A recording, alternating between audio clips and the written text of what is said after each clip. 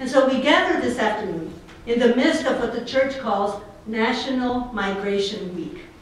It's a week set aside each year to remember and to celebrate the diversity that we find in the church, the diversity we find in our communities. This year's theme, Welcoming Christ in the Migrant, helps to remind us that Christ makes himself present in everyone, in each one of us, in the traveler, the migrant, the newcomer, the immigrant. Welcoming Christ in welcoming Christ in the migrant calls us to create a sense of hospitality, of welcoming and accepting of the migrant who very often finds himself or herself away from home and in vulnerable situations.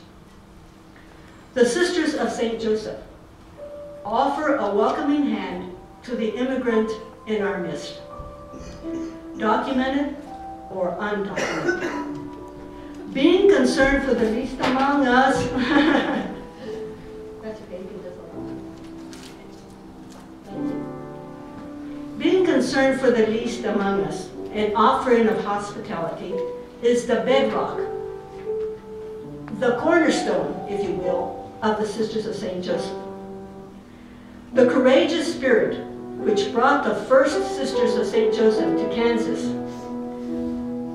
is the same spirit that called them to offer sanctuary to the Guatemalans as they were fleeing an oppressive regime in the 1980s. It's that very same courageous spirit that calls us now to open our homes and our hearts to the immigrant in our midst. In the midst of a society that very often fears them, distrusts them, and at times criminalizes them.